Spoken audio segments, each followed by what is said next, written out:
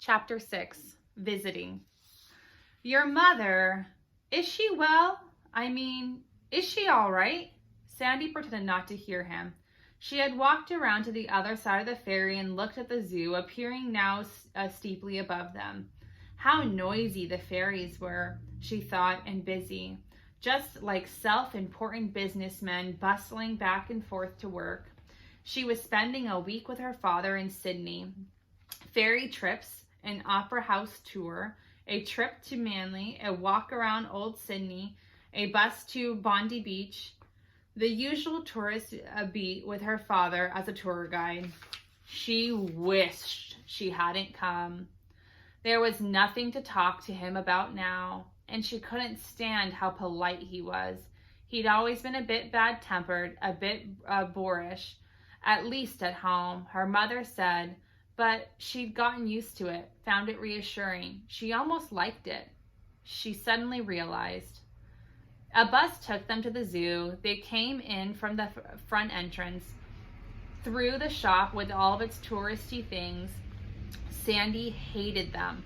The toy monkeys on sticks, the mugs, the posters. Why can't people just come and look at the real thing, she thought. They walked down the steep, winding paths, past enclosures where some of the animals were kept. Sandy stopped to look at the tigers for a long time. They made her feel sad, for they were restless and not contented, and they reminded her of the cats, which filled her with such mixed feelings of peace and trouble and the edge of a nightmare. The breeze was blowing her father's hair in his eyes and making him look younger. Sandy could almost imagine what he must have looked like when he was young.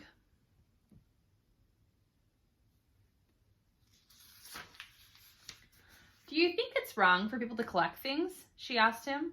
No, of course not. It's a very great urge. Although, of course, it would depend on what things and why. Human skulls, for instance. Butterflies, too, I would say. Though some people think it's all right. People will collect anything. Shells after wars, bits of planes. But most things are good to collect. Do you mean like in the zoo? And she found herself telling him about the cats. They stopped to look at the monkeys in their open enclosure while Sandy talked on. She told him how she was running out of names and she was sure Miss Barry was running out of money, and she kept going to the bank for what she called capital.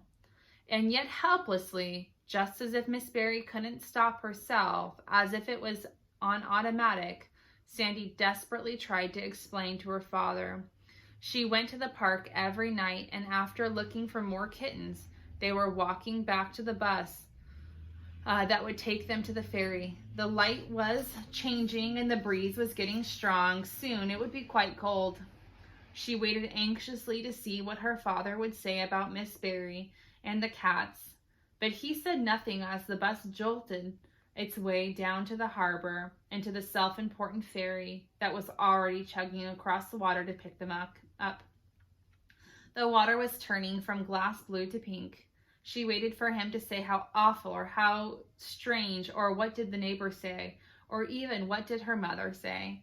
But he said nothing of those things. He just looked thoughtfully out over the water, and his voice sounded sad as he said, "She's learned to care too much. She doesn't know how to stop caring. Mom says they'll make her stop soon. The neighbors are going to call the council. They're all signing a petition." "Yes, of course," he said. "They will. They would. People only want you to care in moderation." What does that mean? But he didn't answer her. "Let's think up some extra names for your cats," he said. "You'll need more after being away for a week. Most people name cats according to their color, I suppose. We don't do that with people." "I do," said Sandy. "I call Miss Barry the Blue Lady." But he went on as if he hadn't heard. "You can name them according to their natures. Although that's hard, especially at the beginning, for cats always hold a lot back. You can see if it's in their eyes, or not see it. Or according to where you found them, perhaps. Park cat, Greenfield. Or you could just call them after something quite different.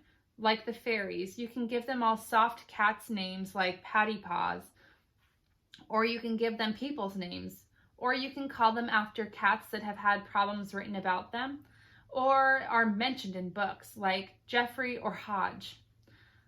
That was the most her father had said to her for a long time, perhaps for years. And when he saw her off on the plain, "Call one Geoffrey," he said. But Sandy was feeling angry again, angry with him and with her brother Sam, who hadn't even bothered to come to the plain, although she was sure that he could have gotten time off. So she just gave him a little wave without looking at him and walked on her own to the gangway. She didn't look back.